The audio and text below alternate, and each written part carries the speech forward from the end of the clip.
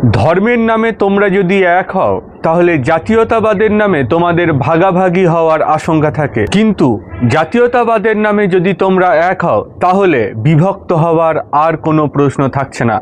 এই কথাগুলি বলেছিলেন স্বয়ং নেতাজি। বর্তমান ভারত বা রাজ্যের পরিপ্রেক্ষিতে যখন মন্দির কিংবা মসজিদ একটা বড় ইস্যু, সেই সময় এই কথা কতটা প্রাসঙ্গিক তা আপনারা বুঝতেই পাচ্ছেন। নমস্কার, স্বামী টক্স উইথ সুদীপ চ্যানেলে আপনাদের সকলকে স্বাগত।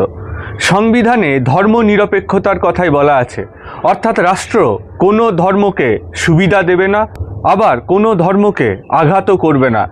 কিন্তু ধর্মের আবেগকে কাজে লাগিয়ে জনগণের সমর্থন টানার জন্য রাজনৈতিক দলগুলি যেন প্রতিযোগিতায় নেমেছে। জননেতা বা জননেত্রীরা ঢাক ঢোল পিটিয়ে বিভিন্ন ধর্মীয় অনুষ্ঠানে অংশগ্রহণ করছেন। এটা কি যুক্তিযুক্ত? এরকম প্রশ্ন উঠছে। তবে পাশাপাশি এটাও বলা হচ্ছে, জননেতা বা নেত্রী যদি তিনি ধর্ম পালন করতে চান সেটা তার একান্ত ব্যক্তিগত ব্যাপার।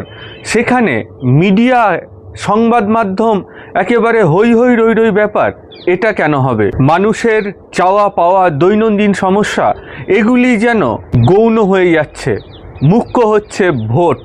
কি করে মানুষকে সম্মোহিত করে নিজের দলের ভোট বাক্সে আরও ভোট বাড়বে, উপচে পড়বে ভোট, সেদিকেই যেন রাজনৈতিক নেতা নেত্রীদের নজর। আর এখানেই বিশেষত্ব হয়ে রয়েছেন নেতাজি সুভাষচন্দ্র বসু। নেতাজি সুভাষচন্দ্র, যিনি স্বামী বিবেকানন্দের মানসপুত্র। 40 বছর পূর্ণ হওয়ার আগেই স্বামী বিবেকানন্দ যখন দেহ রাখলেন, নেতাজির বয়স তখন মাত্র 5 বছর।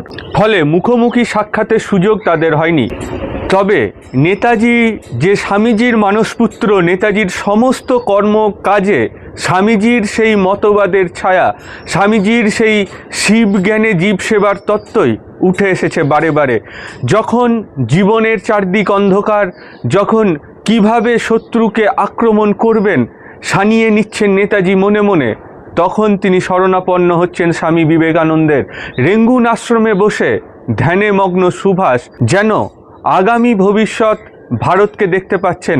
তিনি যেন মানস চক্ষে দেখতে পাচ্ছেন ভারতবর্ষের অভ্যুত্থান, ভারতবর্ষের উন্নতি, ভারতবর্ষের জনগণের সমাজ চেতনা। কবি মোহিতলাল মজুমদার তার বিবেকানন্দের উত্তর সাধক সংক্রান্ত একটি আলোচনায় বলেছিলেন, নেতাজি যে এক অর্থে স্বামীজির মানসপুত্র তাতে কোনো সন্দেহ নাই। একজনের হৃদয়ে যা বীজ রূপে ছিল, আরেকজনের জীবনে তাই বৃক্ষ রূপ ধারণ করেছে। স্বামীজি যদি গেরুয়া পরিত্যাগ করতেন, তবে সেই কাপড় পরিত্যাগ করে তিনি আজাদ হিন্দ ফৌজে যোগদান করতেন নেতাজি হবার জন্য। সেই প্রেম তারও ছিল। স্বামীজির মধ্যে নেতাজির প্রেমের মূলকে আমরা যেমন দেখতে পাই, তেমনি আবার নেতাজির মধ্যে স্বামীজির কর্মকাণ্ডকে, সেই বাণীকে মূর্তিমান হতে দেখি। সেই এক মন্ত্র, believe that you are free and you will be. আমাদের দুর্ভাগ্য, পরাধীন ভারতে সাম্রাজ্যবাদী ব্রিটিশরা ডিভাইড অ্যান্ড রুল, অর্থাৎ ভাগ করে ভোগ করো, সেইটা যে আমাদের মধ্যে ইনজেক্ট করে দিয়ে গিয়েছে, আর আমরা আজও তা বহন করছি। নেতাজি, তারও আগে স্বামীজি এই বিষয়টিতে বারবার আমাদের সতর্ক করেছিলেন। আর সেই বাণীর মূর্ত প্রতীক আমরা দেখি নেতাজিকে, যিনি বলছেন, ধর্মের নামে তোমরা যদি এক হও, জাতীয়তাবাদের নামে তোমাদের ভাগাভাগি হওয়ার আশঙ্কা থেকে যাচ্ছে, কিন্তু তোমরা যদি জাতীয়তাবাদের নামে এক হও তাহলে আর বিভক্ত হবার প্রশ্ন থাকছে না। নেতাজির এই নীতি কত নিখুঁত ছিল তা আজ আমরা মর্মে মর্মে অনুভব করছি। নেতাজির এই ঘটনা প্রত্যক্ষদর্শী ছিলেন কর্নেল আবিদ হাসান সাফরানি। সাম্প্রদায়িকতার বিরুদ্ধে সুভাষচন্দ্র বসু তার রাজনৈতিক জীবনের গোড়া থেকেই নেমেছিলেন। আবিদ হাসান সাফরানি লিখছেন, আজাদ হিন্দ বাহিনীর সদস্যদেরও তিনি সাম্প্রদায়িকতার ঊর্ধ্বে ওঠার শিক্ষা দিতেন। ক্ষুদ্রতা, তুচ্ছতা, সংকীর্ণতা, কুসংস্কার এবং সম্প্রদায়ের বন্ধন ছিন্ন করতে না পারলে বড় মাপের মানুষ হওয়া যায় না। আর এই বড় মাপের মানুষই বড় শক্তির অধিকারী। আর এই রকম শক্তিধর মানুষই একমাত্র ব্রিটিশদের তাড়াতে পারে এই দেশ থেকে। ব্রিটিশরা ভারতবাসীর এই দুর্বলতার কথা খুব ভালোভাবেই জানত। তাই সময়ে অসময়ে তারা বিচ্ছিন্নতাকে প্রশ্রয় দিত, কাজে লাগাতো তাদের গদি টিকিয়ে রাখার জন্য। দূরদর্শী নেতাজি এই বিষয়টিতে প্রথম থেকেই সতর্ক ছিলেন। তাই তিনি বলছেন, আমার কাজকর্মের সঙ্গে কিছুতেই ধর্মকে মেশাতে দেব না আমি। আমাদের সব কিছুরই একমাত্র ভিত্তি হলো জাতীয়তাবাদ। যা জাতীয়তাবাদ শূন্য, আমার জগতে তার কোনো স্থান নেই।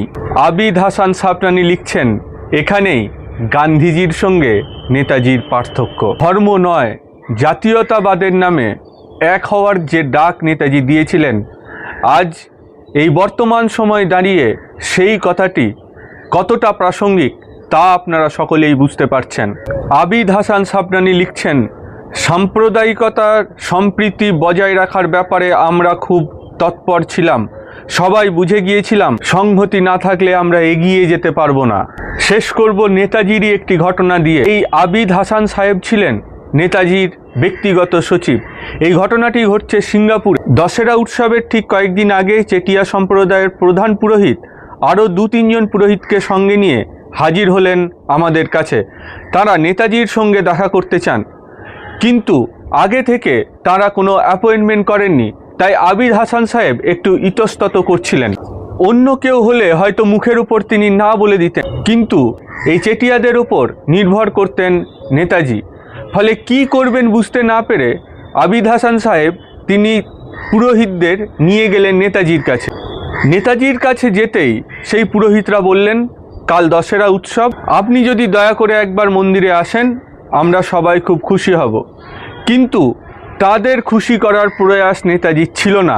খুব গম্ভীরভাবে বললেন, আপনারা যে মন্দিরে আমাকে নেমন্তন্ন করে নিয়ে যাচ্ছেন সেই মন্দিরের দরজা মুসলমান খ্রিস্টানদের জন্য বন্ধ। এমনকি নিম্নবর্ণের হিন্দুরাও ওখানে গিয়ে প্রার্থনা করার সুযোগ পান না। যারা অস্পৃশ্যতা জিইয়ে রাখতে চান তাদের নিয়ন্ত্রণ আমার পক্ষে রাখা সম্ভব নয়, আপনারা আসুন। পুরোহিতদের রূঢ়ভাবে বিদায় করে নেওয়ায় অনেকেই প্রমাণ তুললেন এবার হয়তো তারা যে টাকা পয়সা দিয়ে নেতাজিকে সাহায্য করতেন সেই সাহায্য বন্ধ হয়ে যাবে। কিন্তু অদ্ভুত একটা ঘটনা ঘটল। যেদিন দশেরা উৎসবের উদ্বোধন, ঠিক তার আধ ঘন্টা আগে সেই পুরোহিতের দল আবার এলেন নেতাজির কাছে। এবার তাদের দেখে আবিদ হাসান সাহেব কী করবেন বুঝতে পারছেন না। পুরোহিতরা বলছেন যে আমরা নেতাজির সঙ্গে দেখা করতে চাই। শেষমেশ কিছুটা ইতস্তত করেই আবিদ হাসান সাহেব সেই পুরোহিতদের নিয়ে গেলেন নেতাজির কাছে। তাদের দেখে নেতাজি চটে গেলেন ঠিকই, কিন্তু পুরোহিতরা অত্যন্ত শান্তভাবে বললেন, আপনার মনোমতো হবে এমন একটি প্রস্তাব নিয়েই আজ আপনার কাছে এসেছি। দশেরা উৎসব উপলক্ষে মন্দির প্রাঙ্গণে আজ আমরা একটি জনসমাবেশের আয়োজন করেছি। সেখানে হিন্দু, মুসলমান, বৌদ্ধ, শিখ সবাই উপস্থিত রয়েছে।